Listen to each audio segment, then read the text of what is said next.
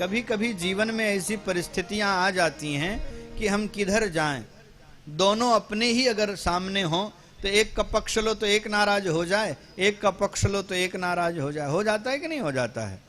तो ऐसी स्थिति में क्या करना चाहिए?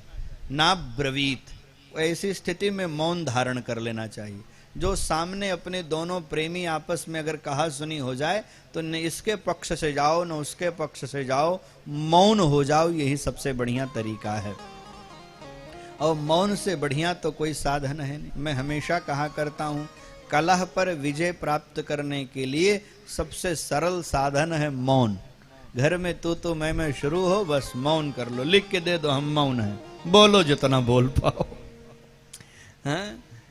कहीं कलह शुरू हो तुरंत मौन धारण कर लो, बोलबे न करो। अकेले आदमी कब तक चिल्लाएगा, शांत हो जाएगा।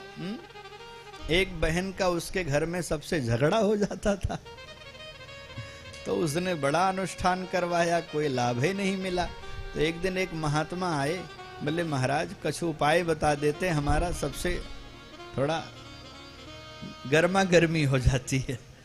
तो महाराज जी ने एक दवा दी, कहा बिटिया घर में जब लड़ाई झगड़ा का वातावरण बने तो 15 बूंद ये दवा अपनी जीभ पर टपका लेना, पर शर्त यही है कि भैया दवा उड़ न जाए, इसलिए मुख बंद कर लेना।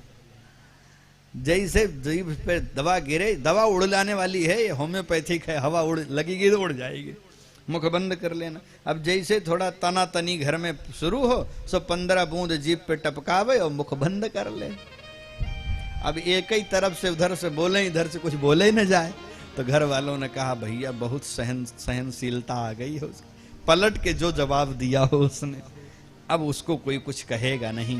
धीरे धीरे घर का वातावरण बड़ा बढ़िया बन गया।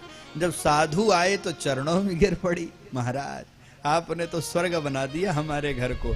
महाराज ने कहा दवा इधर लाओ, अब औरों को देंगे। दवा ली और ढक्कन खोला और उलट दिया ऐसे ही।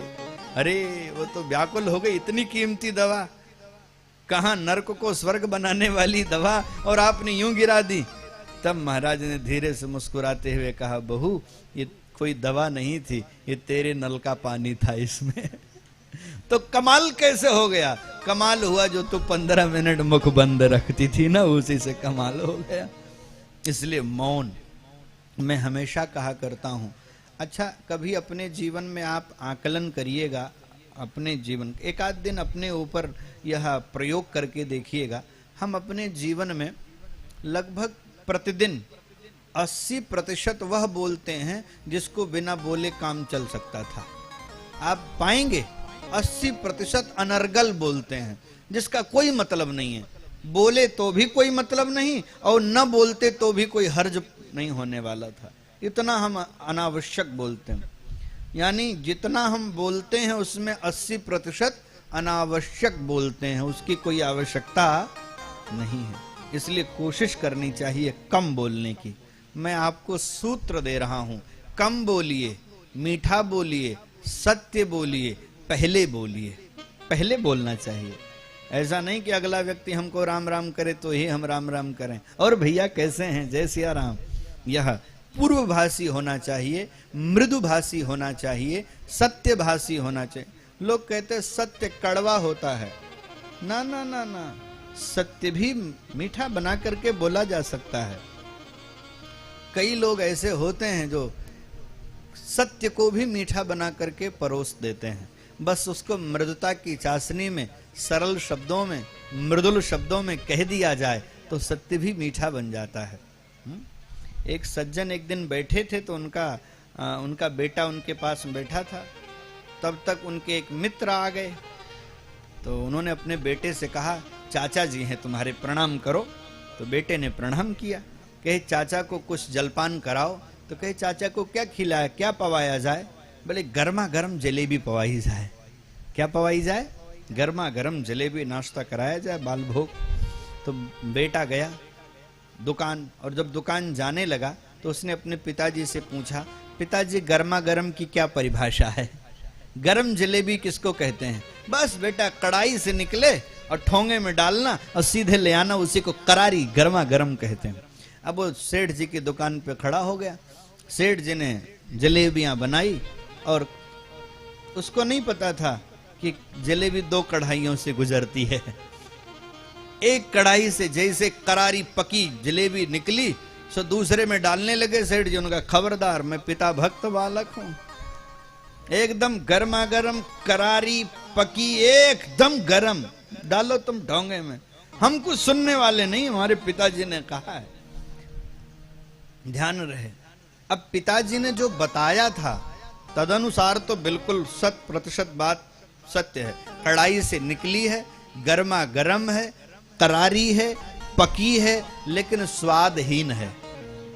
समझ गए कि नहीं समझ गए? सत्य ऐसा ही होता है, गर्म होता है, करारी होती है, एकदम खरी बात है, लेकिन स्वादहीन है। बस क्या करना है पता है? जरा 2 मिनट के लिए मृदुता की चाशनी में उतार दो, स्वाद आ जाएगा। वैसे ही सत्य को मृदुता की चाशनी में परोस करके कहो, स्वाद आ जाएगा। सरलता से कहो, मृदुता की चाशनी में डाल करके कहो, तो कड़वी बात भी प्रेम से कही जा सकती है। कही जा सकती कि नहीं कही जा सकती? और जो बात प्रेम से कही जाए उसका तो आनंद ही कुछ दूसरा होता है। हाँ? तो आपको हम निवेदन करें, मौन रहिए, बोलिए तो कम बोलिए, पहले बोलिए, सत्य बोलिए, मृदुता पूर्वक बोलिए। यह सब बातें आपको सीखना होगा। हाँ? ऐसी वाणी बोलिए मन का आपा खोए, औरन को शीतल करे आपहु शीतल होए। वाणी और बाण से ज्यादा जहर वाणी में होता है। बाण का तो घाव भर जाता है, पर वाणी का घाव भरता नहीं है। इसलिए बहुत संभाल करके शब्दों का प्रयोग करना चाहिए, बहुत संभाल करके। सोच, ये तराजू तौल के तब मुख बाहर, हृदय रूपी तराजू में तौलो, तब समझो, विचार करो, तब बोलो। इसका क्या प्रभाव पड़ेगा? इसका मान लो यही शब्द हमको वापस लेने पड़े तो कोई असुविधा न हो, इसका भी ध्यान रखना चाहिए। ध्यान रहे। और क्रोध में तो बिल्कुल नहीं बोलना चाहिए। हाँ, क्रोध में बिल्कुल नहीं बोलना चाहिए। एक बात और मैं आपसे कहूं, क्रोध में मौन तो होना चाहिए, लेकिन वहां से हट भी जाना चाहिए।